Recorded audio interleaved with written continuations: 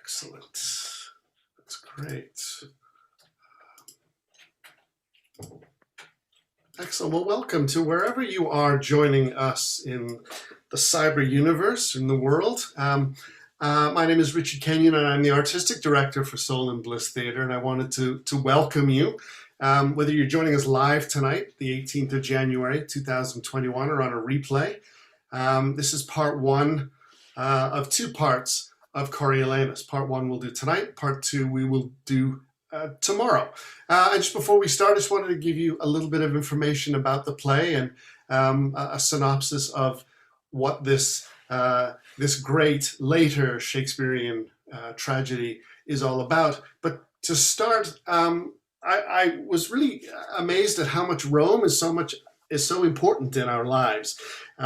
As North Americans, as Canadians and Americans, the Chicago Tribune, the Capitol building, and even Cincinnati, named after the Roman Emperor Cincinnatus. So it's in our, almost in the DNA of who we are. And the play feels incredibly relevant today, perhaps too close in our current political world. There are words tonight that you will hear that had a very different tone 2 or 3 weeks ago, but somehow now they resonate in such a powerful and different emotional sense. Words like senator, capital, and votes. These words are all too familiar for us. I think when Shakespeare was writing this play, he suggests that Coriolanus is the man in all of his plays that can make a difference. I ask you to ask yourself that question throughout the play. Is Coriolanus making that difference? He was the perfect Roman, perhaps too perfect for Rome.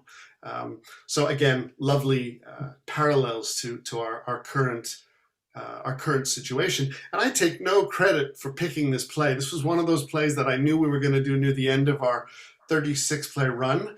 And it just happened to be the first 2 nights before the inauguration on Wednesday. So the synopsis, what is this play about? As Coriolanus begins, the two patricians, Menenius and Marcius, calm a revolt by the city's famished plebeians. Marcius, who despises the plebeians, announces that their petition to be represented by tribunes has been granted. And when Volscian invaders attack Roman territories, Marcius helps lead the Roman forces and almost single-handedly conquers the Volscian city of Coriolanus, winning the name Coriolanus. So we get Caius Marcius then gets the title of Coriolanus. The Volscian leader Aufidius swears revenge. And victorious in battle, Coriolanus expects to be made a consul, but by custom, he must ask for votes from the plebeians. And he does this so contemptuously that he is rejected as a consul. And the tribunes later charge Coriolanus with treason and banish him from Rome. And that ends the first part of Coriolanus. And we'll give you the second part of the synopsis tomorrow night. So enough from me. I now want to introduce the incredible actors that are going to bring you this play tonight. We'll start with Megan. Hi, Megan. Welcome. Who are you playing tonight, and what parts? Hi, I'm Megan St. Thomas, and I'm going to be Aufidius and Virgilia. Hi, I'm Jordan Zabilski, and I'll be playing Brutus, as well as citizens and a few different voices and other people. Hi, I'm Luann Morrow. I'll be playing Sicinius, one of the tribunes, and Valeria. Hi, I'm Paul Gore. I'll be playing Cominius. Hi, I'm Bert Fair, and I'll be playing Messengers and Adrian. Hi, I'm Maddie Lewis, and I'll be playing Menenius. Hi, I'm Alana Urick, and I'll be playing Titus Lartius and Volumnia. And Joe is muted. Not a great start. My name is Joe Dinical. I'll be playing Caius Marcius Coriolanus. Excellent. And I'm playing various messengers and citizens and senators throughout. So now I'd like to present part one of Coriolanus.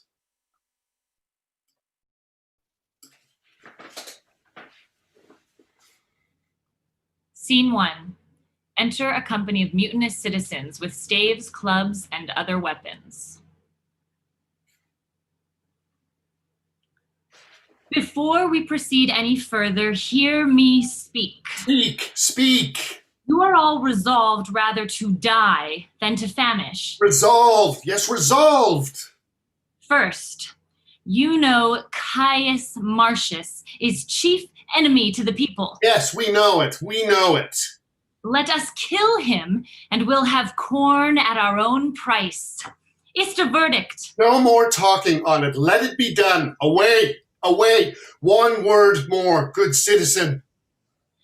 We are accounted poor citizens, the patricians good. What authority surfeits on would relieve us? If they would yield us but the superfluidity while it were wholesome, we might guess they relieved us humanely. But they think we are too dear. The leanness that afflicts us, the object of our misery, is as an inventory to particularize their abundance. Our sufferance is a gain to them. Let us revenge this with our pikes ere we become rakes. For the gods know I speak this in hunger for bread, not in thirst for revenge. Would you proceed especially against Caius Marcius? Against him first? He's a very dog to the commonalty. Consider you what services he has even done for this country.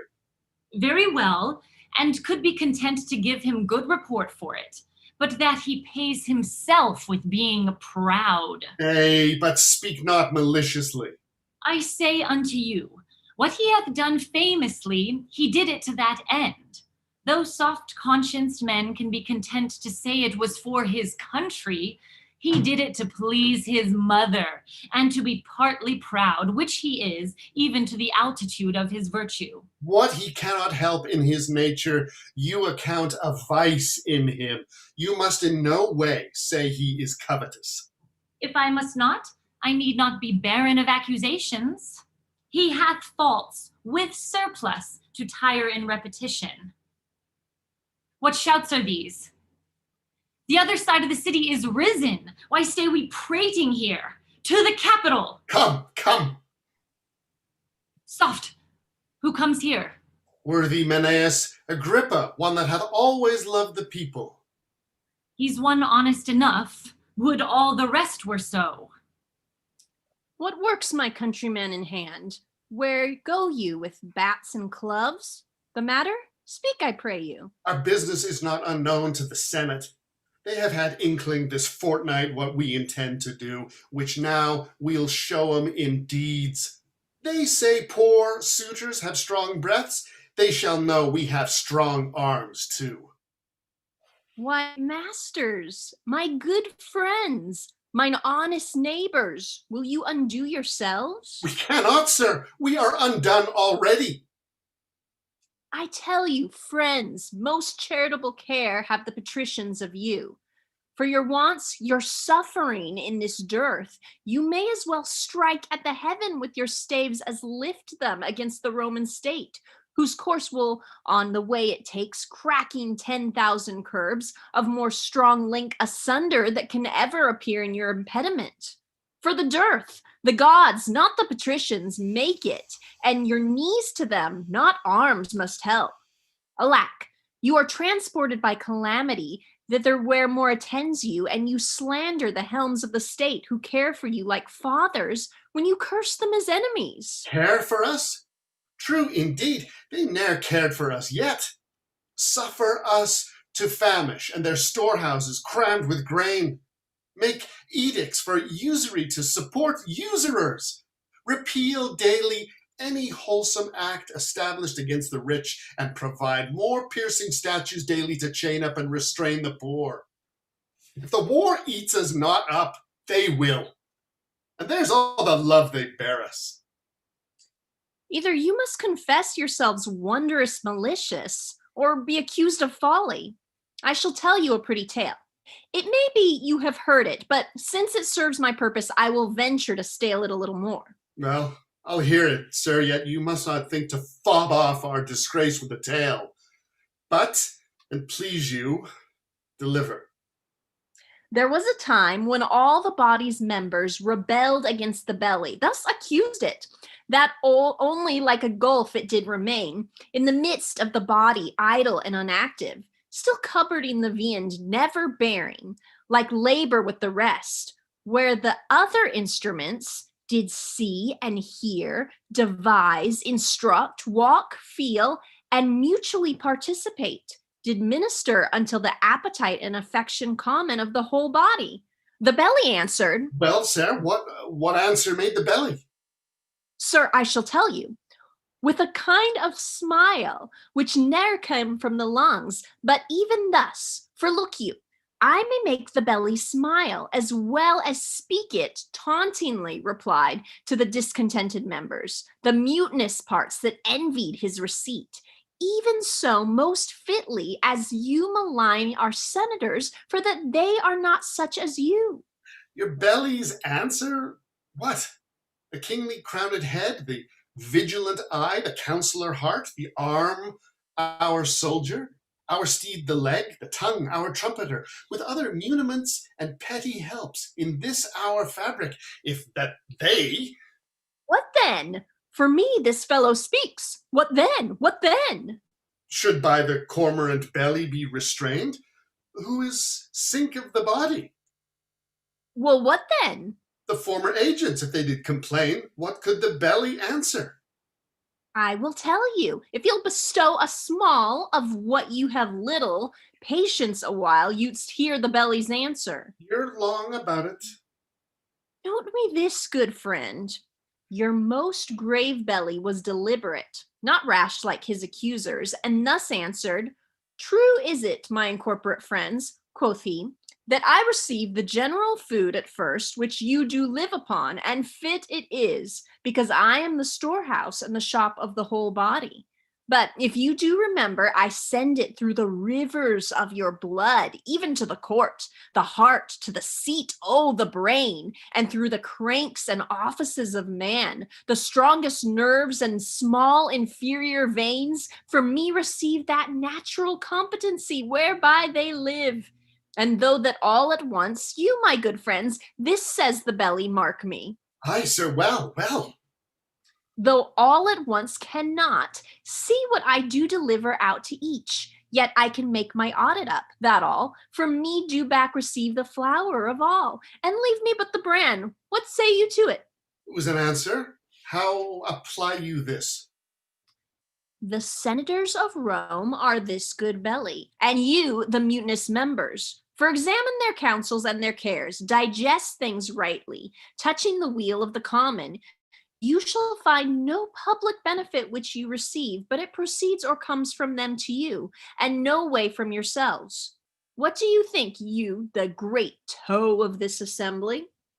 I, the great toe. Why the great toe? For that being one of the lowest, basest, poorest of this most wise rebellion, thou goest foremost. Thou rascal, that art worst in blood to run, leadst first to win some vantage. But make you ready your stiff bats and clubs. Rome and her rats are at the point of battle. The one side must have bail.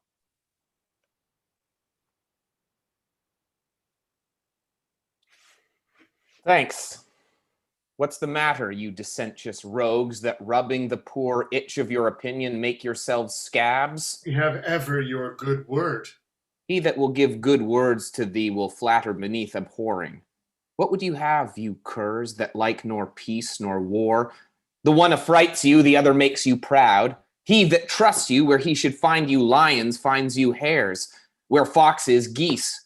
You are no surer, no, than is the coal of fire upon the ice or hailstone in the sun. Your virtue is to make him worthy whose offense subdues him, and curse that justice did it. Who deserves greatness deserves your hate, and your affections are a sick man's appetite, who desires most that which would increase his evil. He that depends upon your favors swims with fins of lead and hews down oaks with rushes. Hang you! Trust you? With every minute you do, change a mind and call him noble that was now your hate, him vile that was your garland. What's the matter that in these several places of the city you cry against the noble senate, who under the gods keep you in awe, which else would feed on one another? What's their seeking? For corn at their own rates, whereof they say the city is well stored. Hang 'em! They say. They'll sit by the fire and presume to know what's done at the capital, who's like to rise, who thrives, and who declines, side factions, and give out conjectural marriages, making parties strong, enfeebling such as stand not in their liking below their cobbled shoes.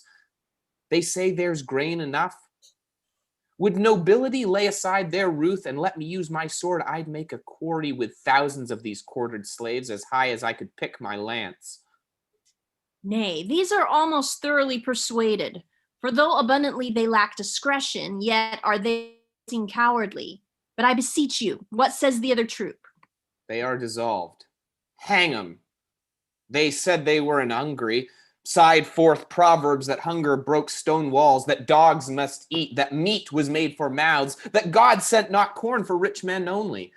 With these shreds they vented their complainings, which being answered, and a petition granted them, a strange one, to break the heart of generosity and make bold power look pale, they threw their caps as they would hang them on the horns of the moon, shouting their emulation. What is granted them? 5 tribunes to defend their vulgar wisdoms of their own choice. One is Junius Brutus, Sicinius Volutus, and I know not. Death. The rabble should have first unroofed the city ere so prevailed with me. It will in time win upon power and throw forth greater themes for insurrections arguing. This is strange. Go. Get you home, you fragments. Where is Caius Marcus? Here. What's the The matter? news, sir. The news, sir. The Volscians are at arms. I am glad on't. Then we shall have means to vent our musty superfluity. See our best elders. Marcius, 'tis true that you have lately told us the Volscians are in arms? They have a leader, Tullus Aufidius, that will put you to it. I sin in envying his nobility, and were I anything but what I am, I would wish me only he. You have fought together? Were half to half the world by the ears, and he upon my party, I'd revolt to make only wars with him. He is a lion that I am proud to hunt. Then, worthy Marcius, attend upon Cominius to these wars. It is your former promise. Sir, it is, and I am constant. Titus Lartius, thou shalt see me once more strike at Tullus' face. What, art thou stiff? Standst out? No, Caius Marcius, I'll lean upon one crutch and fight with t'other ere stay behind this business. Oh, true bread. Your company to the capital, where I know our greatest friends attend us. Lead you on. Follow Cominius. We must follow you, right worthy you priority. Noble Marcius. Hence to your homes, begone. Nay, let them follow. The Volscians have much corn. Take these rats thither to gnaw their garners. Worshipful mutineers, your valor puts well forth. Pray, follow. Was ever man so proud as this Marcius? He has no equal. When we were chosen tribunes for the people.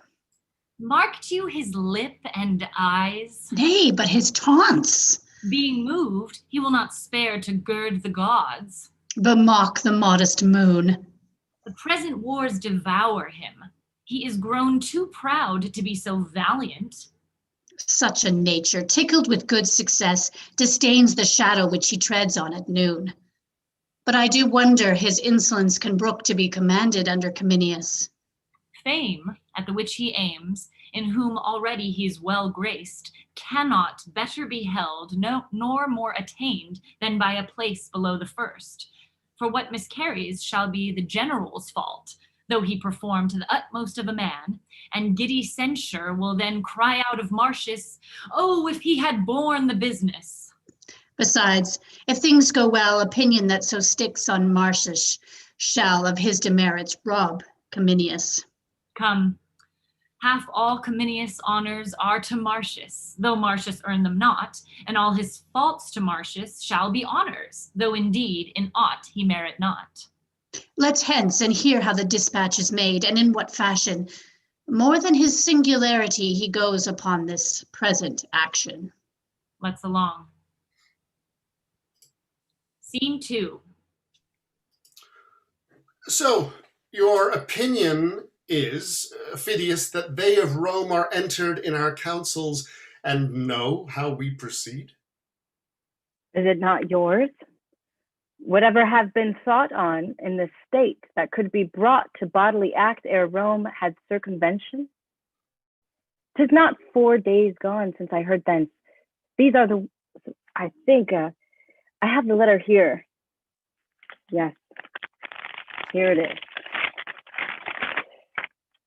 Whether for east or west, they have pressed a power, but it is not known whether for east or west.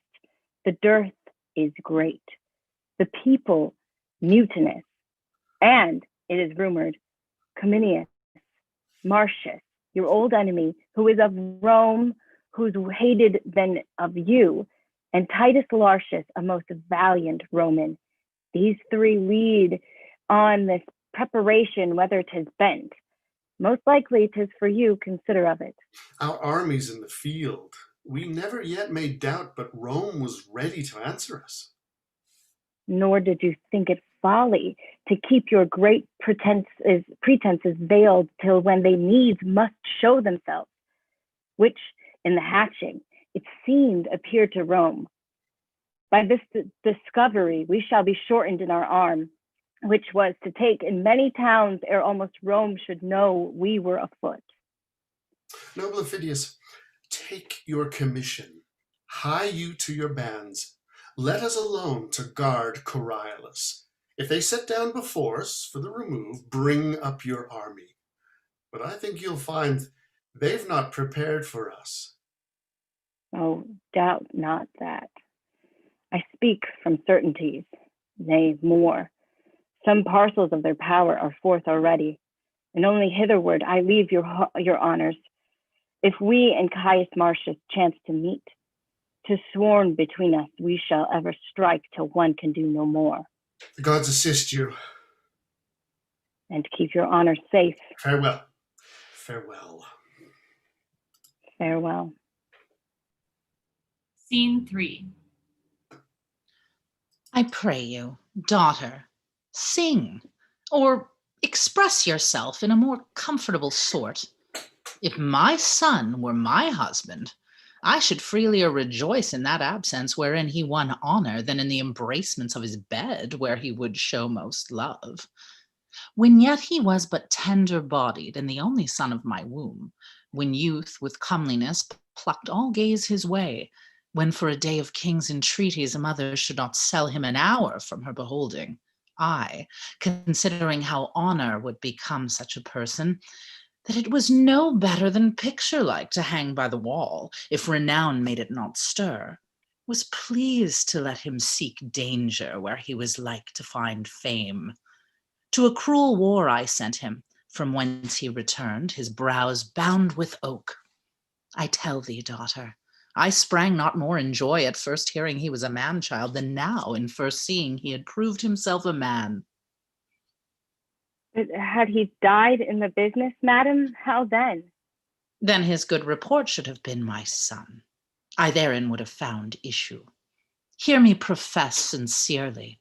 Had I a dozen sons, each in my love alike, and none less dear than thine and my good Marcius, I had rather had 11 die nobly for their country than one voluptuously surfeit out of action. Madam, the Lady Valeria is come to visit you. Beseech you, give me leave to retire myself. Indeed you shall not. Methinks I hear hither your husband's drum. See him pluck Phidias down by the hair, as children from a bear, the vultures shunning him. Methinks I see him stamp thus and call thus, "Come on, you cowards! You were got in fear, though you were born in Rome." his bloody brow with his mailed hand, then wiping, forth he goes, like to a harvestman that's tasked to mow or all or lose his hire. His bloody brow? Oh, Jupiter, no blood. Away, you fool. It more becomes a man than gilt his trophy. The breasts of Hecuba, when she did suckle Hector, looked not lovelier than Hector's forehead when it spit forth blood at Grecian sword, contemning. Tell Valeria we are fit to bid her welcome. Heavens bless my lord from foul Ophidius. He'll beat Ophidius' head below his knee and tread upon his neck. My ladies both, good day to you. Sweet madam. I am glad to see your ladyship. How do you both?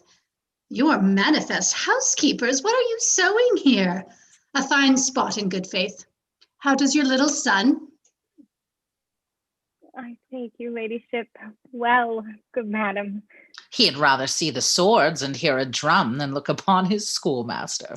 Oh, my word, the father's son, I'll swear 'tis a very pretty boy. Oh, my troth, I looked upon him a Wednesday half an hour together. He's such a confirmed countenance.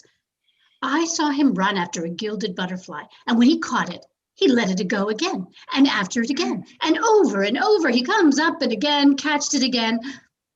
Or whether his fall enraged him, or how it was, he did so set his teeth and tear it. Oh, I warrant how he mimicked it. A one on's father's moods. Indeed, 'tis a noble child. A crack, madam. Come, lay aside your stitchery. I must have you play the idle housewife with me this afternoon. No, good madam, I will not out of doors.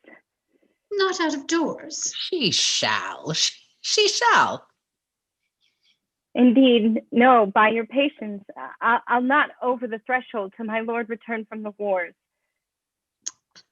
Fie, you confine yourself most unreasonably. Come, you must go visit the good lady that lies in. I will wish her speedy strength and visit her with my prayers, but I cannot go hither. Why, I pray you?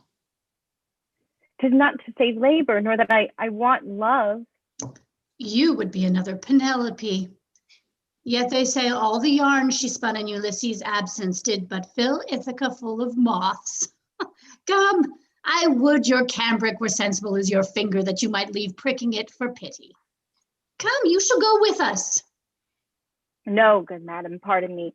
Indeed, I will not go forth. In truth, go with me, and I'll tell you excellent news of your husband. Oh, good madam, there can be none yet. Verily, I do not jest with you. There came news from him last night. Indeed, madam. In earnest, it's true. I heard a senator speak it. Thus it is. The Volsces have an army forth, against whom Commonus the general is gone with one part of our Roman power. Your lord and Titus Lartius are set down before their city Coriolanus. They nothing doubt prevailing, and to make it brief, wars. This is true on my honor, and so I pray go with us.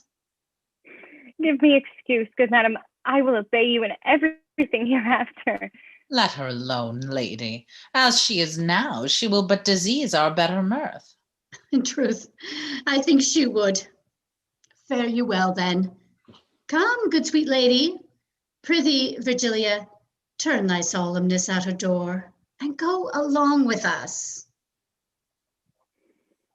No, at a word, madam, indeed, I must not. I wish you much mirth. Well then, farewell. Scene 4. Yonder comes news. A wager they have met. My horse to yours, no? 'Tis done. Agreed. Say, has our general met the enemy? They lie in view, but have not spoke as yet. So the good horse is mine. I'll buy him of you. No, I'll nor sell nor give him. Lend you him I will for 100 years. Summon the town. How far off lie these armies? Within this mile and a half. Then shall we hear their alarm and they ours. Now, Mars, I prithee, make us quick in work, that we with smoking swords may march from hence to help our fielded friends. Come, blow thy blast. Tullus Aufidius, is he within your walls? No, nor a man that fears you less than he. That's lesser than a little. Hark, our drums are bringing forth our youth. We'll break our walls rather than they shall pound us up. Our gates, which yet seem shut, we have but pinned with rushes. They'll ope of themselves. Hark you, far off. There is Aufidius. List what work he makes amongst your cloven army. Oh, they are at it! Their noise be our instruction. Ladders ho! They fear us not, but issue forth their city. Now put your shields before your hearts and fight with hearts more proof than shields. Advance, brave Titus. They do disdain us much beyond our thoughts, which makes me sweat with wrath. Come on. Come on, my fellows. He that retires, I'll take him for a Volsci, and he shall feel mine edge. Alarum, the Romans are beat back to their trenches. All contagion of the south light on you, you shames of Rome. You herd of boils and plagues, plaster you o'er, that you may be abhorred farther than seen, and one infect another against the wind a mile. You souls of geese that bear the shapes of men, how have you run from slaves that apes would beat? Pluto and hell, all hurt behind, backs red and faces pale with flight and agued fear. Mend and charge home, or by the fires of heaven, I'll leave the foe and make my wars on you. Look to it! Come on! If you'll stand fast, we'll beat them to their wives, and they us to our trenches. Follows! So now the gates are ope. Now prove good seconds. 'Tis for the followers fortune widens them, not for the flyers. Mark me and do the like. Foolhardiness, not I. Nor I. They have shut him in to the pot. I warrant him. What has become of Marcius? Slain, sir, doubtless. Following the flyers at the very heels, with him they enters, who upon the sudden clapped to their gates. He is himself alone to answer all the city. Oh, noble fellow, who sensibly outdares his senseless sword, and when it bows, standst up.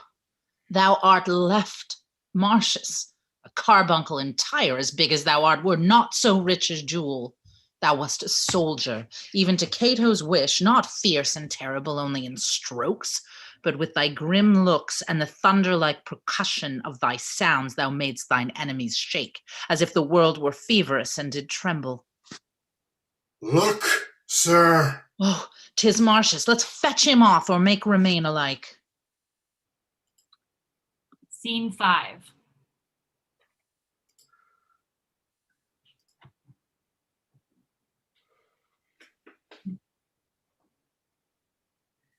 This will I carry to Rome. And I, this. A moraine on... I took this for silver. See here these movers that do prize their hours at a cracked drachma. Cushions, leaden spoons, irons of a doit, doublets that hangmen would bury with those that wore them, these base slaves. Ere yet the fight be done, pack up. Down with them. And hark, what noise the general makes. To him! There is the man of my soul's hate, Aufidius, piercing our Romans. Then, valiant Titus, take convenient numbers to make good the city, whilst I, with those that have the spirit, will haste to help Cominius. Worthy sir, thou bleedst. Thy exercise hath been too violent for a second course of fight. Sir, praise me not. My work hath yet not warmed me. Fare you well. The blood I drop is rather physical than dangerous to me. To Aufidius thus I will appear and fight. Now the fair goddess Fortune fall deep in love with thee, and her great charms misguide thy opposers' swords. Bold gentleman, prosperity be thy page. Thy friend no less than those she placeth highest. So farewell. Thou worthiest Marcius, go sound thy trumpet in the marketplace. Call thither all the officers on the town, where they shall know our mind. Away! Scene 6. Breathe you, my friends, well fought. We are come off like Romans, neither foolish in our stands nor cowardly in retire. Believe me, sirs, we shall be charged again. Whilst we have struck by interims and conveying gusts, we have heard the charges of our friends. The Roman gods lead their successes as we wish our own, that both our powers with smiling fronts encountering may give you thankful sacrifice. Thy news? The citizens of Coriolanus have issued and given to Lartius and to Marcius battle. I saw our party to the trenches driven, and then I came away. Though thou speakest truth, methinks thou speakest not well. How long is it since? Above an hour, my lord. 'Tis not a mile. Briefly we heard their drums. How couldst thou in a mile confound an hour, and bring thy news so late? Spies of the vultures held me in chase that I was forced to wheel 3 or 4 miles about. Else had I, sir, half an hour since brought my report. Who's yonder? That does appear as if he were flayed. O gods, he has the stamp of Marcius, and I have before time seen him thus. Come I too late? The shepherd knows not thunder from a tabor, more than I know the sound of Marcius' tongue from every meaner man. Come I too late? Aye, if you come not in the blood of others, but mantled in your own. Oh, let me clip you in arms as sound as when I wooed, in heart as merry as when our nuptial day was done and tapers burnt to bedward. Flower of warriors, how is it with Titus Lartius? As with a man busied about decrees, condemning some to death and some to exile, ransoming him or pitying, threatening the other, holding Coriolanus in the name of Rome, even like a fawning greyhound in the leash, to let him slip at will. Where is that slave which told me they had beat you to your trenches? Where is he? Call him hither. Let him alone. He did inform the truth. But for our gentlemen, the common file, a plague, tribunes for them. The mouse ne'er shunned the cat as they did, budge from rascals worse than they. But how prevailed you? Will the time serve to tell? I do not think. Where is the enemy? Are you lords of the field? If not, why cease you till you are so? Marcius, we have at disadvantage fought, and did retire to win our purpose. How lies their battle? Know you on which side they have placed their men of trust? As I guess, Marcius, their bands and devoured are the antiates of their best trust, or them Aufidius, their very heart of hope. I do beseech you, by all the battles wherein we have fought, by the blood we have shed together, by the vows we have made to endure friends, that you directly set me against Aufidius and his antiates, and that you do not delay the present, but filling the air with swords and advanced and darts, we prove this very hour. Though I could wish you were conducted to a gentle bath and balms applied to you, yet there I never deny your asking. Take your choice of those that best can aid your action. Those are they that most are willing. If any such be here, as it were sin to doubt, that love this painting wherein you see me smeared, if any fear lesser at his person than an ill report, if any think brave death outweighs bad life, and that his country's dearer than himself, let him alone. Or so many, so minded, wave thus to express his disposition, and follow Marcius. Oh, me alone! Make you a sword of me? If these shows be not outward, which of you but is for Volsces? None of you but is able to bear against the great Aufidius a shield as hard as his. A certain number, though thanks to all, must I select from all. The rest shall bear the business in some other fight, as cause will be obeyed. Please you to march, and I shall quickly draw out my command which men are best inclined. March on, my fellows. Make good this ostentation, and you shall divide in all with us. Scene 7. So, let the ports be guarded. Keep your duties as I have set them down. If I do send, dispatch those sentries to our aid. The rest will serve for a short holding. If we lose the field, we cannot keep the town. Fear not our care, sir. Hence, and shut your gates upon us. Our guider, come, to the Roman camp conduct us. Scene 8. I'll fight with none but thee, for I do hate thee worse than a promise breaker. We hate alike. Not Afric owns a serpent I abhor more than thy fame and envy. Fix thy foot. Let the first budger die the other's slave, and the gods doom him after. If I fly, Marcius, hallow me like a hare. Within these 3 hours, Tullus, alone I fought in your Coriolanus walls, and made what work I pleased. 'Tis not my blood wherein you seest me masked. For thy revenge, wrench up thy power to the highest. Wert thou the Hector that was the whip of your braggart progeny, thou shouldst not scape me here. Here they fight, and certain Volsces come in to the aid of Aufidius.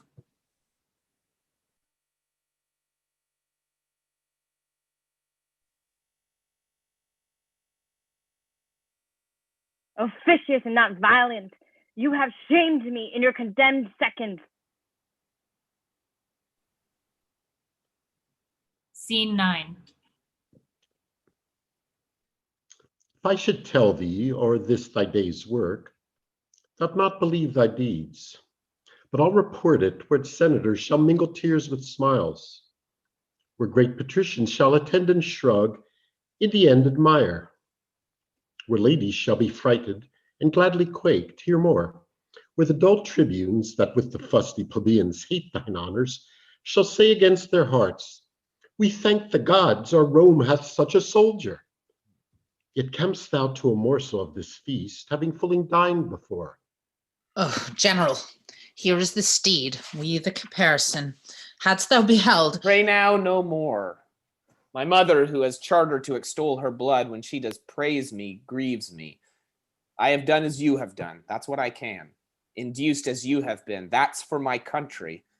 He that has but affected his good will hath overta'en mine act. You shall not be the grave of your deserving. Rome must know the value of her own. 'Twere a concealment worse than a theft, no less than a traducement, to hide your doings and to silence that which, to the spire and top of praises vouched, would seem but modest. Therefore I beseech you, in sign of what you are, not to reward what you have done before our army hear me. I have some wounds upon me, and they smart to hear themselves remembered. Should they not, well might they fester against ingratitude, and tempt themselves with death. Of all the horses, whereof we have ta'en good and good store, of all the treasure in this field achieved in city, we render you the 10th, to be ta'en forth before the common distribution at your only choice. I thank you, General, but cannot make my heart consent to take a bribe to pay my sword. I do refuse it, and stand upon my common part with those that have beheld the doing. May these same instruments which you profane never sound more. When drums and trumpets shall in the field prove flatterers, let courts and cities be made all of false face soothing. When steel grows soft as parasite silk, let him be made an ovator for the wars. No more, I say, for that I have not washed my nose that bled, or foiled some debile wretch, which, without note, here's many else have done. You shout me forth in acclamations hyperbolical, as if I loved my little, should be dieted in praises sauced with lies. Too modest are you, more cruel to your good report than grateful to us that give you truly. By your patience, if gainst yourself you be incensed, will put you like one that means his proper harm in manacles, then reason safely with you. Therefore be it known, as to us, to all the world, that Caius Marcius wears this war's garland, in token of the which my noble steed, known to the camp I give him, with all his trim belonging. And from this time, for what he did before Coriolanus, call him, with all the applause and clamor of the host, Marcius Caius Coriolanus. Bear the addition nobly ever. Marcius Caius Coriolanus. Coriolanus!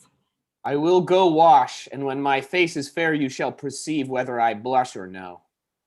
Howbeit, I thank you. I mean to stride your steed, and at all times to undercrest your good addition to the fairness of my power.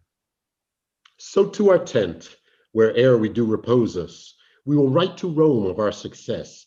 You, Titus Lartius, must to Coriolanus back, send us to Rome the best, with whom we may articulate for their own good and ours. I shall, my lord. The gods begin to mock me. I, that now refused most princely gifts, am bound to beg of my lord general. Take, 'tis yours. What is it? I sometime lay here in Coriolanus at a poor man's house. He used me kindly. He cried to me. I saw him prisoner, but then Aufidius was within my view, and wrath o'erwhelmed my pity. I request you to give my poor host freedom. Oh, well begged. Were he the butcher of my son, he should be free as is the wind. Deliver him, Titus. Marcius, his name? By Jupiter, I forgot. I am weary. Yea, my memory is tired. Have we no wine here? Go we to our tent. The blood upon your visage dries. 'Tis time it should be looked to. Come. Scene 10. Town is tame. Will be delivered back on good condition. Condition? I would I were a Roman, for I cannot, being a vultus, be that I am. Condition? What good condition can a treaty find in the part that is at mercy?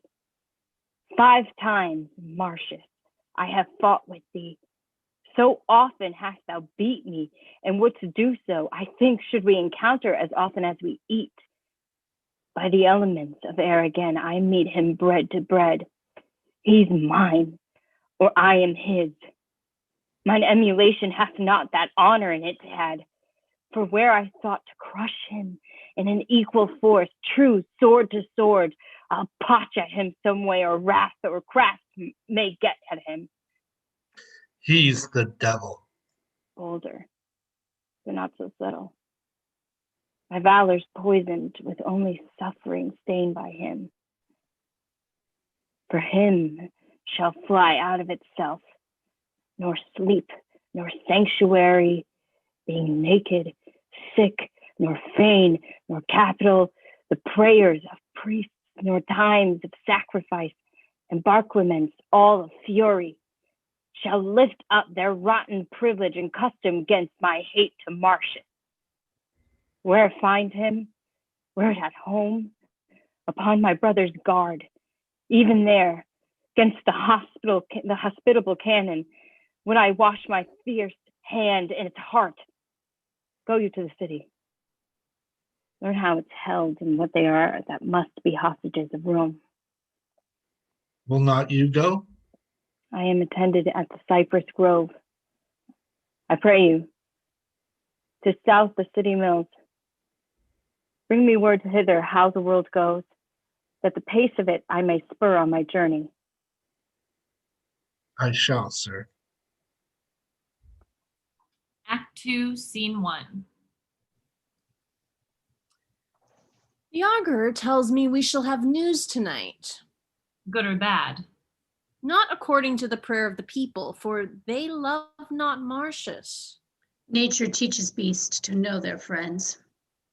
Pray you, who does the wolf love? The lamb. Aye, to devour him, as the hungry plebeians would the noble Marcius. He's a lamb indeed, that bays like a bear. He's a bear indeed that lives like a lamb. You two are old men. Tell me one thing that I shall ask you. Well, Sir. In what enormity is Marcius poor in that you two have not in abundance? he's poor in no one fault, but stored with all, Especially in pride. and topping all others in boasting. This is strange now. Do you two know how you are censored here in the city? I mean of us, the right-hand file, do you? Why? Why? How are we How censured? are we censured? Because you talk of pride now. Will you not be angry? Well, Sir. well, Why, 'tis no great matter, for a very little thief of occasion will rob you of a great deal of patience. Give your dispositions the rein and be angry at your pleasures, at the least, if you take it as a pleasure to do you in being so. You blame Marcius for being proud. We do it not alone, sir. I know you can do very little alone, for your helps are many, or else your actions would grow wondrous single. Your abilities are too infant-like for doing much alone. You talk of pride. Oh, that you could turn your eyes towards the napes of your necks and make but an interior survey of your good selves. Oh, that you could. What then, sir? Why, then you would discover a brace of unmeriting, proud, violent, testy magistrates, Elias fools as any in Rome. Menenius, you are known well enough, too. I am known to be a humorous patrician and one that loves a good cup of hot wine with not a drop of Elaine Tiber in it, said to be something imperfect in favoring the first complaint, hasty and tinder-like upon too trivial motion. One that converses more with the buttock of the night than with the forehead of the morning. What I think I utter, and spend my malice in my breath. Meeting two such weasel men as you are, I cannot call you Lycurguses. If the drink you give me touch my palate adversely, I make a crooked face at it. I cannot say your worships have delivered the matter well when I find the ass in the compound with the major part of your syllables. And though I must be content to bear with those that say you are reverend grave men, yet they lie deadly that tell you have good faces. If you see this in the map of my macrocosm, follows it that I am known well enough too? What harm can your bison conspicuities glean out of this character, if I be known well enough too? Come, sir, come. We know you well enough. You know neither me, yourselves, nor anything. You are ambitious for poor knaves' caps and legs. You wear out a good wholesome forenoon in hearing a cause between an orange wife and a faucet seller, and then rejourn the controversy of 3 pence to a second day of audience. When you are hearing a matter between party and party, if you chance to be pinched with the colic, you make faces like mummers, set up the bloody flag against all patience, and in roaring for a chamber pot, dismiss the controversy, bleeding the more entangled by your hearing. All the peace you make in their cause is calling both the parties knaves. You are a pair of strange ones. Come, come. You are well understood to be a perfecter jiber for the tale than a necessary bencher in the capital. Our very priests must become mockers if they shall encounter such ridiculous subjects as you are.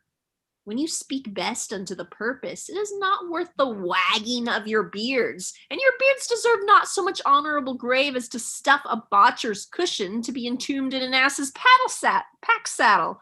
Yet you must be saying Marcius is proud, who, in a cheap estimation, is worth all your predecessors, since Deucalion, through peradventure, some of the best of them were hereditary hangmen. Good even to your worships. More of your conversation would infect my brain, being the herdsman of the beastly plebeians. Able to take my leave of you.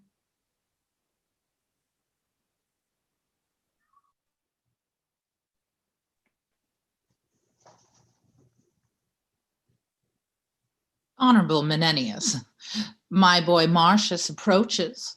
For the love of Juno, let's go. Ha! Marcius coming home? Aye, worthy Menenius, and with most prosperous approbation.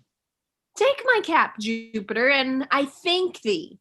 Oh, Marcius coming home! Nay, 'tis true. Look, here's a letter from him. The state hath another, his wife another, and I think there's one at home for you. I will make my very house reel tonight. A letter for me. Yes, certain. There's a letter for you. I saw it. A letter for me. It gives me an estate of 7 years' health, in which time I will make a lip at the physician. The most sovereign prescription is gallon, is but empiriceutic, and to this preservative of no better report than a horse drench. Is he not wounded? He was wont to come home wounded. Oh, no. Oh, he is wounded. I thank the gods for it. Oh, so do I. If it be not too much. Brings he victory in his pocket, the wounds become him. On's brows, Menenius. He comes the third time home with the oaken garland. Has he disciplined Aufidius soundly? Titus Lartius writes they fought together, but Aufidius got off. And 'twas time for him too. I'll warrant him that. As he had stayed by him, I would not have been so fittiest for all the chests in Coriolanus and the gold that's in them. Is the Senate possessed of this? Good ladies, let's go. Yes, yes, yes. The Senate has letters from the general, wherein he gives my son the whole name of the war. He hath in this action outdone his former deeds doubly. In troth, there's wondrous things spoke of him. Wondrous? I warned you, and not without his true purchasing. The gods grant them true. True. Powa. True, I'll be sworn they are true. Where is he wounded? God save your good worships. Marcius is coming home. He has more cause to be proud. Where is he wounded? In the shoulder and in the left arm. There will be large cicatrices to show the people where he shall stand for his place. He received in the repulsive Tarquin 7 hurts in the body. 1 in the neck and 2 in the thigh. There's 9 that I know. He had, before this last expedition, 25 wounds upon him. Now it's 27. Every gash was an enemy's grave. Oh, hark, the trumpets. These are the ushers of Marcius. Before him he carries noise, and behind him he leaves tears. Death, that dark spirit, in his nervy arm doth lie, which, being advanced, declines, and then men die. Know, Rome, that all alone Marcius did fight within Coriolanus gates, where he hath won with fame a name to Marcius Caius. These in honor follows Coriolanus. Welcome to Rome, renowned Coriolanus. Welcome. To Rome, renowned Coriolanus. No more of this. It does offend my heart. Pray now, no more. Look, sir, your mother. Oh, you have, I know, petitioned all the gods for my prosperity. Nay, my good soldier, up. My gentle Marcius, worthy Caius, and by deed achieving honor newly named. What is it? Coriolanus, must I call thee? But, oh, thy wife. My gracious silence, hail. Wouldst thou have laughed had I come coffined home that weepest to see me triumph? Ah, my dear, such eyes the widows in Coriolanus wear, and mothers that lack sons. Now the gods crown thee. And live you yet? Oh, my sweet lady, pardon. I know not where to turn. Oh, welcome home, and welcome, General, and you're welcome all. 100,000 welcomes. Oh, I could weep and I could laugh. I am light and heavy. Welcome. A curse begin at very root on's heart that is not glad to see thee. You are 3 that Rome should dote on, yet, by the faith of men, we have some old crab trees here at home that will not be grafted to your relish. Yet welcome, warriors. We call a nettle but a nettle, and the faults of fools but folly. Ever right. Menenius, ever. Give way there and go on. Your hand and yours. Ere in our house I do shade my head, the good patricians must be visited, from whom I have received not only greetings, but with them change of honors. I have lived to see inherited my very wishes and the buildings of my fancy. Only there's one thing wanting, which I doubt not, but our Rome will cast upon thee. No, good mother, I had rather be their servant in my way than sway them in theirs. On to the Capitol.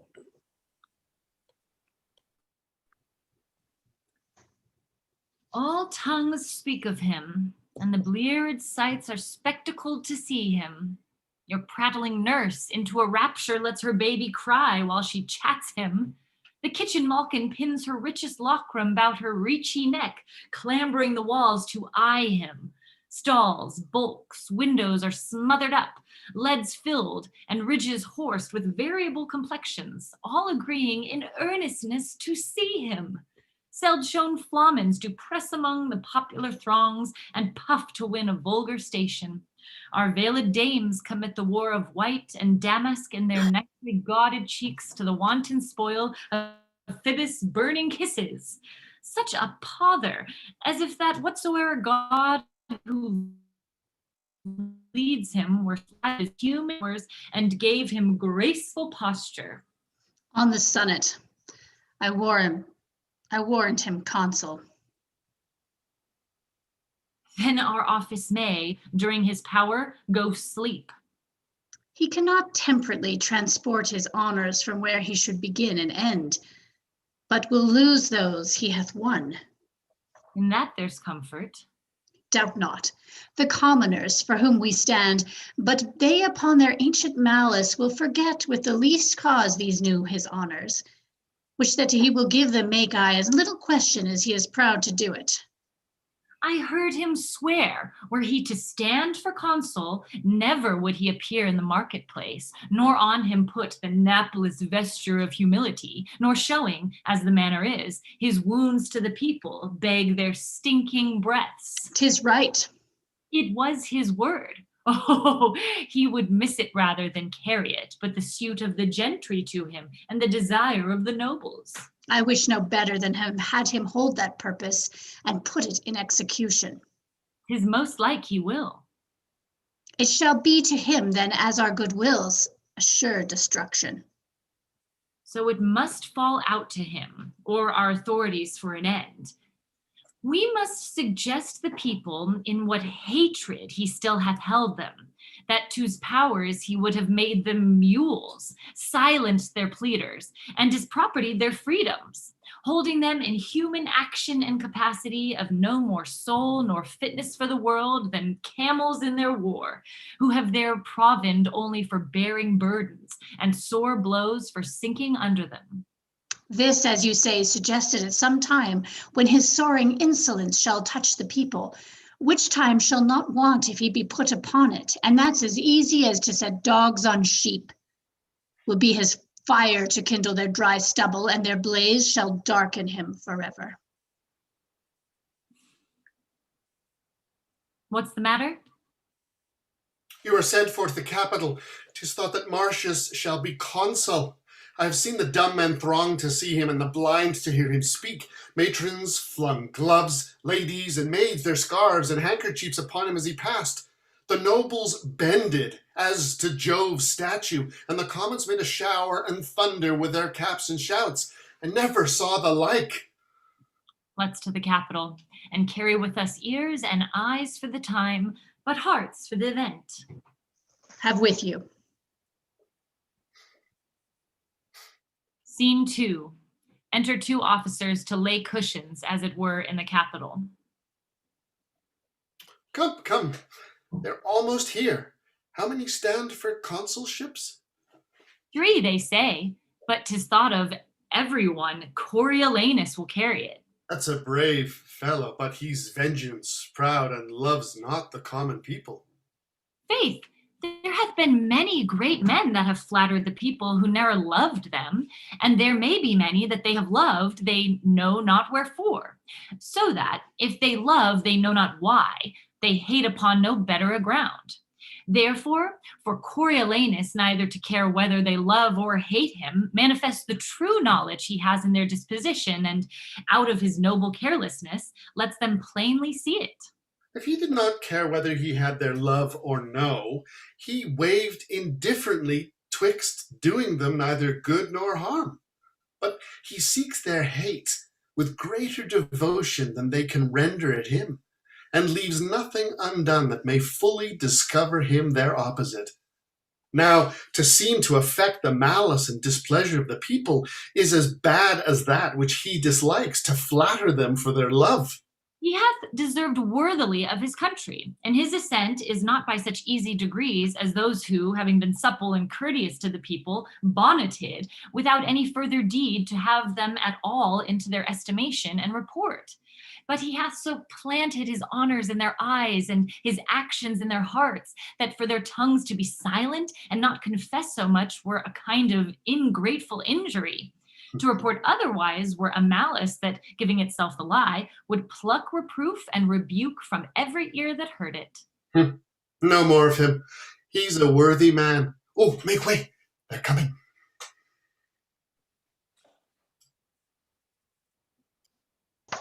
Having determined of the Volsces and to send for Titus Lartius, it remains as the main point of this our after meeting, to gratify his noble service that hath thus stood for his country. Therefore please you, most reverend and grave elders, to desire the present consul and last general in our well-found successes to report a little of that worthy work performed by Marcius Caius Coriolanus, whom we met here both to thank and to remember with honors like himself. Speak, good Cominius. Leave nothing out for length, and make us think rather our state's defective for requital than we to stretch it out.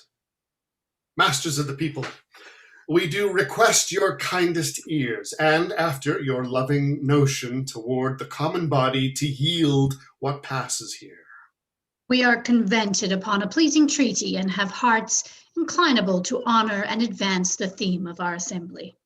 Which the rather we shall be blessed to do, if he remember a kinder value of the people than he hath hereto prized them at. That's off. I would you rather have been silent. Please you to hear Cominius speak.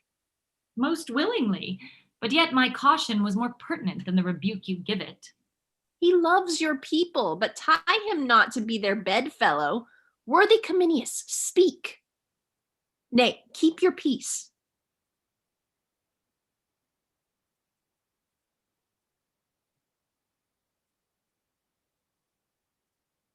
Your honor's pardon. I had rather have my wounds to heal again than hear say how I got them. Sir, I hope my words dispensed you not. No, sir. Yet oft when blows have made me stay, I fled from words. You soothe not, therefore hurt not. But your people, I love them as they weigh. Pray now, sit down. I had rather have one scratch my head of the sun when the alarm were struck than idly sit to hear my nothings monstered. Masters of the people, you multiplying spawn, how can he flatter? That's 1,000 to 1 good one. When you now see, we had rather venture all his limbs for honor than one's ears to hear it. Proceed, Cominius. I shall lack voice. The deeds of Coriolanus should not be uttered feebly. It is held that valor is the chiefest virtue, and most dignifies the haver. If it be, the man I speak of cannot in the world be singly counterpoised. At 16 years, when Tarquin made a head for Rome, he fought beyond the mark of others. Our then dictator, whom with all praise I point at, saw him fight, when with his Amazonian chin he drove the bristled lips before him. He bestread an o'er-oppressed Roman, and in the council's view slew 3 opposers. Tarquin's self he met, and struck him on his knee. In that day's feat, when he might at the woman in the scene, he proved best man in the field, and for his meed was browbound with the oak.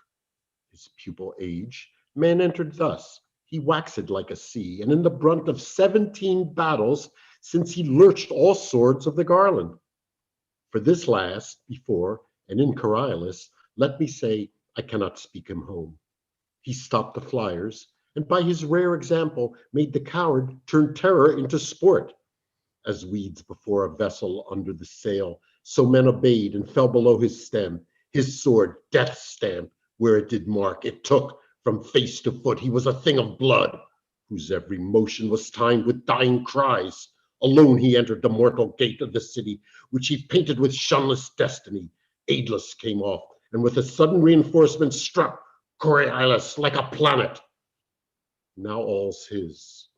When by and by the din of war gan pierce his ready sense, then straight his doubled spirit requickened what in flesh was fatigate, and to the battle came he, where he did run reeking o'er the lives of men, as if 'twere a perpetual spoil. Until we called both field and city ours, he never stood to ease his breast with panting. Worthy man. He cannot but with measures fit the honors which we devise him. Our spoils he kicked at and looked upon things precious as they were the common muck of the world. He covets less than misery itself would give, rewards his deeds with doing them, and is content to spend the time to end it. He's right noble. Let him be called for. Call Coriolanus. He doth appear. The Senate, Coriolanus, are well pleased to make thee consul. I do owe them still my life and services. It then remains that you do speak to the people. I do beseech you that let me o'erleap that custom, for I cannot put on the gown, stand naked, and entreat them for my wound's sake to give me their suffrage. Please you that I may pass this doing. Sir, the people must have their voices. Neither will they bate one jot of ceremony. Put them not to it. Pray you, go fit you to the custom, and take to you, as your predecessors have, your honor with your form. It is a part that I shall blush in acting, and might well be taken from the people. Mark you that? To brag unto them, thus I did, and thus show them thine aching scars which I should hide, as if I had received them for the hire of their breath only. Do not stand upon it. We recommend to you, tribunes of the people, our purpose to them and to our noble consul, which we all joy and honor. To Coriolanus, come all joy and honor. You see how he intends to use the people. May they perceive's intent. He will require them as if he did contemn what he requested should be in them to give. Come, we'll inform them of our proceedings here on the marketplace. I know they do attend us. Scene 3. Once, if he do require our voices, we ought not to deny him. We may, sir, if we will. We have power in ourselves to do it, but it is a power that we have no power to do. For if he show us his wounds and tell us his deeds, we are to put our tongues into those wounds and speak for them. So if he tell us his noble deeds, we must also tell him our noble acceptance of them. Ingratitude is monstrous, and for the multitude to be ingrateful were to make a monster of the multitude, of the which, we being members, should bring ourselves to be monstrous members. And to make us no better thought of, a little help will serve. For once we stood up about the corn, he himself stuck not to call us the many-headed multitude. We have been called so of many, not that our heads are some brown, some black, some Abram, some bald, but that our wits are so diversely colored. And truly, I think if all our wits were to issue out of one skull, they would fly east, west, north, south, and their consent of one direct way should be at once to all the points of the compass. Think you so? Which way do you judge my wit would fly? Nay, your wit will not so soon out as another man's will. 'Tis strongly wedged up in a blockhead. But if it were at liberty, 'twould sure be southward. Why that way? To lose itself in a fog, where, being 3 parts melted away with rotten dews, the 4th would return for conscience sake to help to get thee a wife. You are never without your tricks. You may. You may.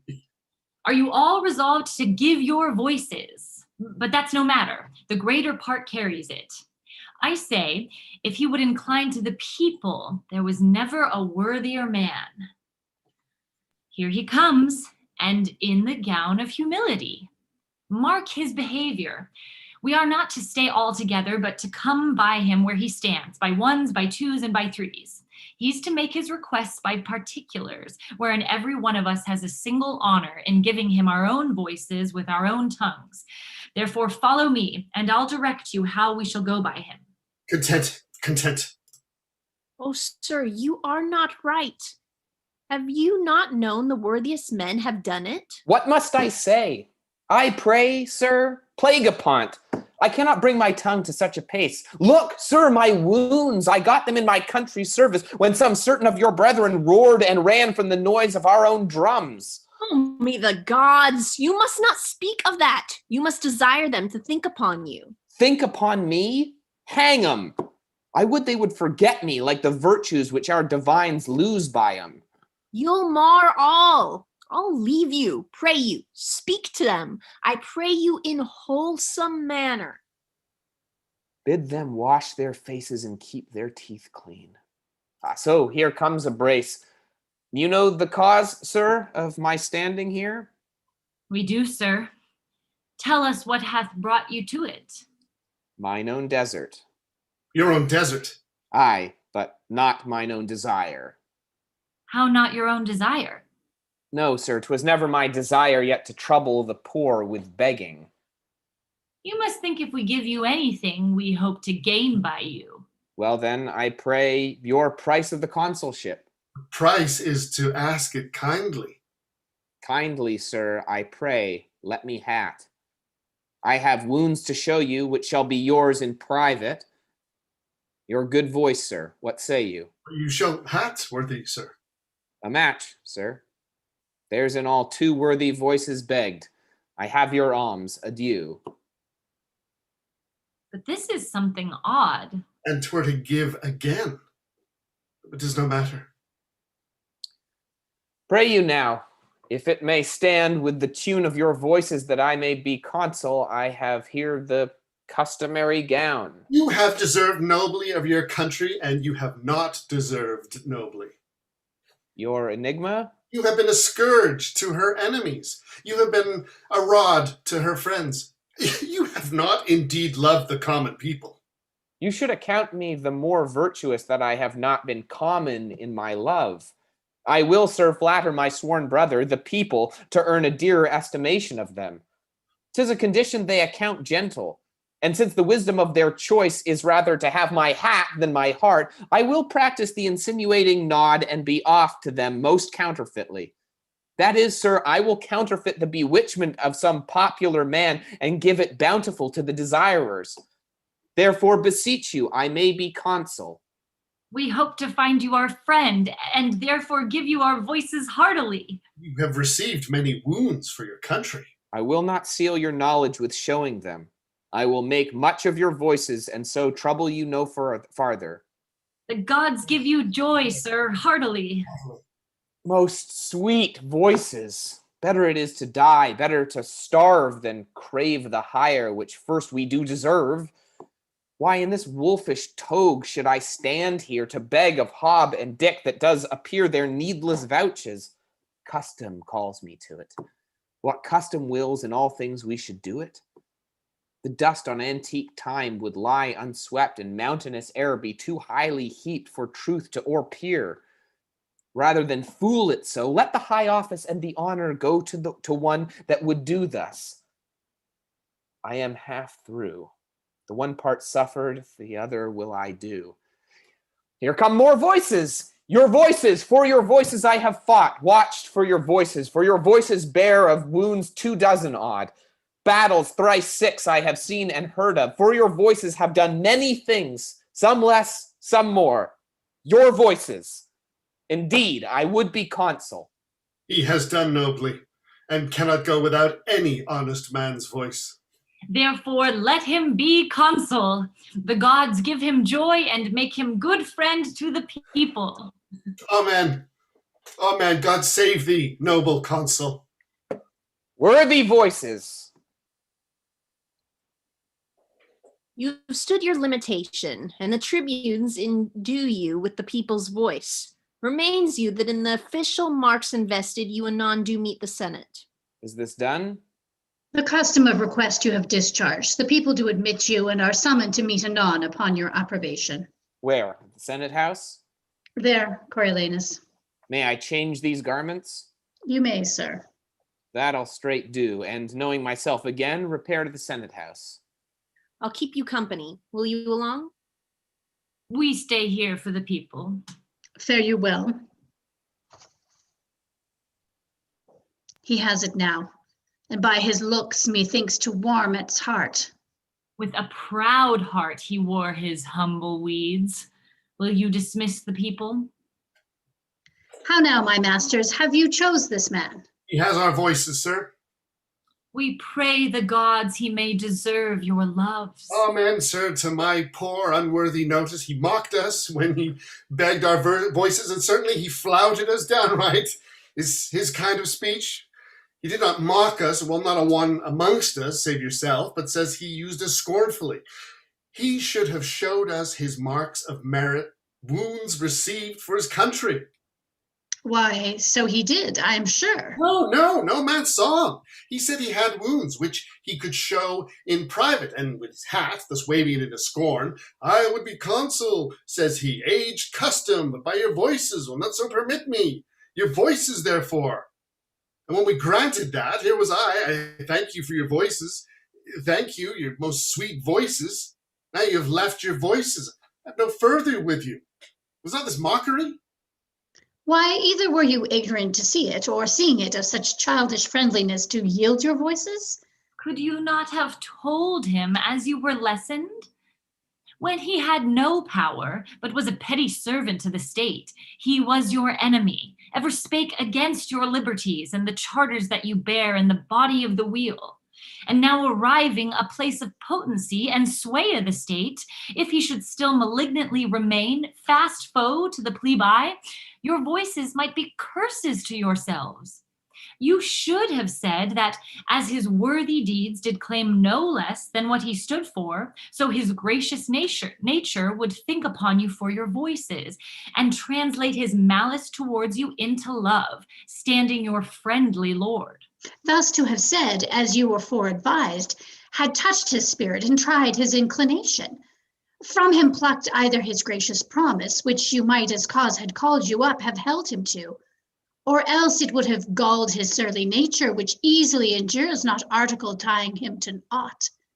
So putting him to rage, you should have ta'en it all, advantage of his choler, and passed him unelected.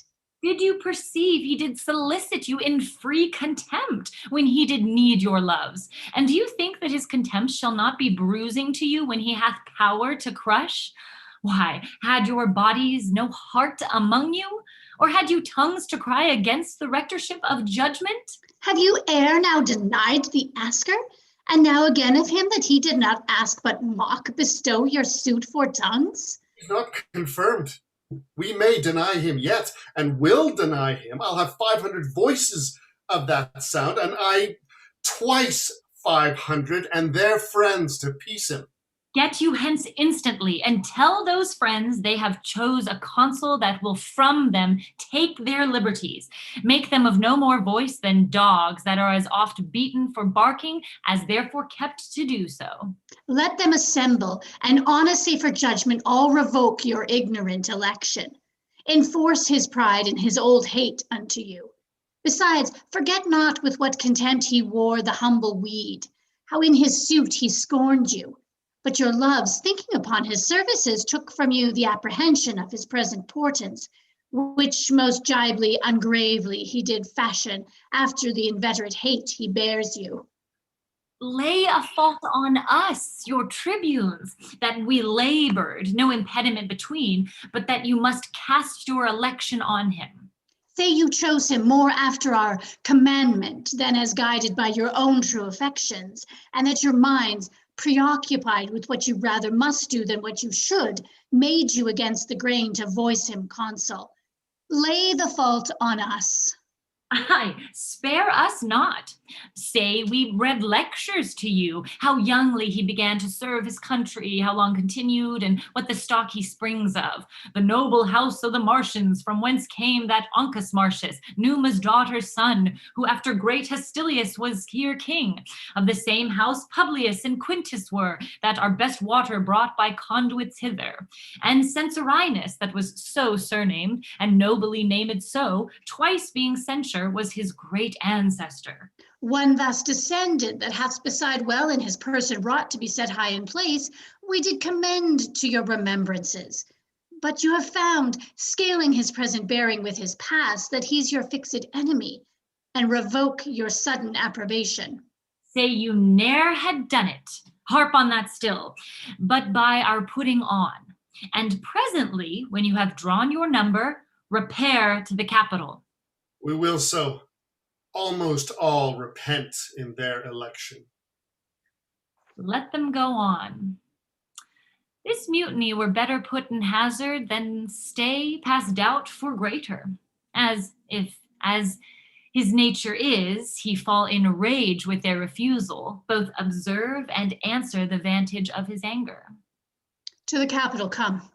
We will be there before the stream of the people. as it shall seem as partly 'tis their own, which we have goaded onward. Act 3, Scene 1. Tullus Aufidius then had made new head. We had, my lord, and that it was which caused our swifter composition. So then the Volsces stand but as at first, ready, when time shall prompt them, to make road upons again. They are warred, Lord Counsel, so that we shall hardly in our ages see their banners wave again. Saw you, Aufidius? On safeguard he came to me, and did curse against the Volsces, for they had so vilely yielded the town. He is retired to Antium. Spoke he of me? He did, my lord. How? What? How often he had met you, sword to sword, that of all things upon the earth he hated your person most, that he would pawn his fortunes to hopeless restitution so he might be called your vanquisher. At Antium lives he? At Antium. I wish I had cause to seek him there, to oppose his hatred fully. Welcome home. Behold, these are the tribunes of the people, the tongues of the common mouth. I do despise them, for they do prank them in authority against all noble sufferance. Pass no further. Ha! What is that? It will be dangerous to go on. No further. What makes this change? The matter? Hath he not passed the noble and the common? Cominius, no. Have I had children's voices? Tribunes give way. He shall to the marketplace. The people are incensed against him. Stop, or all will fall in broil. Are these your herd? Must these have voices that can yield them now and straight disclaim their tongues? What are your offices? You being their mouths, why rule you not their teeth? Have you not set them on? Be calm, be calm. It is a purposed thing and grows by plot to curb the will of the nobility, suffer and live with such as cannot rule, nor will ever be ruled. Called not a plot. The people cry you mocked them, and of late, when corn was given them gratis, you repined, scandaled the suppliants for the people, called them time-pleasers, flatterers, foes to nobleness. Why, this was known before. Not to them all. Have you informed them, Sithence? How? I inform them? You are like to do such business. Not unlike each way to better yours. Why then should I be consul? By yon clouds, let me deserve so ill as you, and make me your fellow tribune. You show too much of that for which the people stir. If you will pass to where you are bound, you must inquire your way, which you are out of with a gentler spirit, or never be so noble as a consul, nor yoke with him for tribune. Be calm. The people are abused, set on. This paltering becomes not Rome, nor has Coriolanus deserved this so dishonored rub, laid falsely in the plain way of his merit. Tell me of corn? This was my speech, and I will speak again. Not now, not now. In this heat, sir, now. Now, as I live, I will. My nobler friends, I crave their pardons. For the mutable, rank-scented Mani, let them regard me as I do not flatter, and therein behold themselves.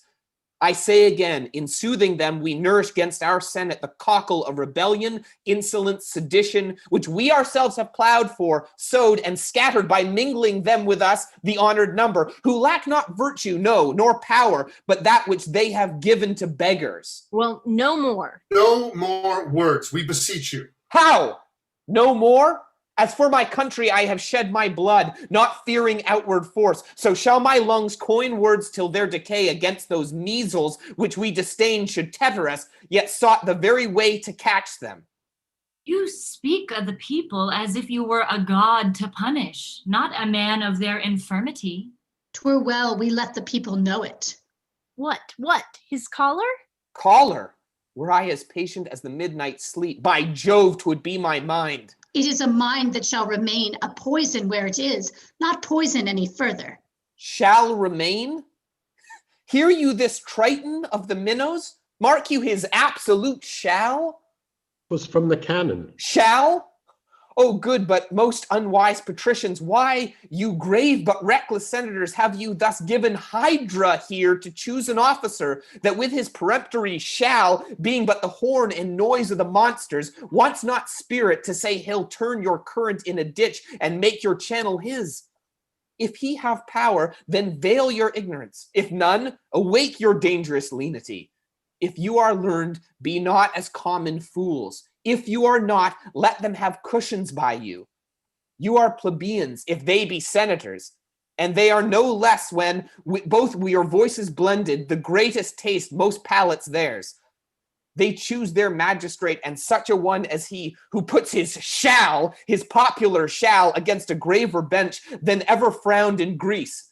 By Jove himself, it makes the consuls base. And my soul aches to know when two authorities are up, neither supreme, how soon confusion may enter twixt the gap of both and take the one by the other. Well, on to the marketplace. Whoever gave that consul to give forth the corn of the store grat house, as 'twas used sometime in Greece. Well, no more of that. Though the people had more absolute power, I say they nourished disobedience, fed the ruin of the state. Why shall the people give one that speaks thus their voice? I'll give my reasons more worthier than their voices. They know the corn was not our recompense, resting well assured they ne'er did service for it. Being pressed to the war, even when the navel of the state was touched, they would not thread the gates. This kind of service did not deserve corn gratis. Being in the war, their mutinies and revolts, wherein they showed most valor, spoke not for them. The accusation which they have often made against the Senate, all cause unborn, could never be the native of our so frank donation. Well, what then? How shall this bosom multiplied digest the Senate's courtesy? Let deeds express what's like to be their words. We did request it. We are the greater poll, and in true fear they gave us our demands. Thus we debase the nature of our seats and make the rabble call our cares fears, which will in time break ope the locks of the Senate and bring in the crows to peck the eagles. Come, enough. Enough with over measure. No, take more. What may be sworn by both divine and human, seal what end withal. This double worship, where one part does disdain with cause, the other insult without all reason, where gentry, title, wisdom cannot conclude but the yea and no of general ignorance. It must omit real necessities and give way the while to unstable slightness. Purpose so barred, it follows nothing is done to purpose. Therefore beseech you, you that will be less fearful than discreet, that love the fundamental part of state more than you doubt the change on't, that prefer a noble life before a long, and wish to jump a body with dangerous physic, that's sure of death without it. At once pluck out the multitudinous tongue. Let them not lick the sweet which is their poison. Your dishonor mangles true judgment and bereaves the state of that integrity which should become it. Not having the power to do the good it would for they'll which doth control it. Has said enough. Has spoken like a traitor, and shall answer as traitors do. Thou wretch, despite o'erwhelm thee. What should the people do with these bald tribunes on whom depending their obedience fails to the greater bench? In rebellion, when what's not meet, but what must be was law, then were they chosen. In a better hour, let what is meet be said, it must be meet, and throw their power in the dust. Manifest treason. This a consul? No.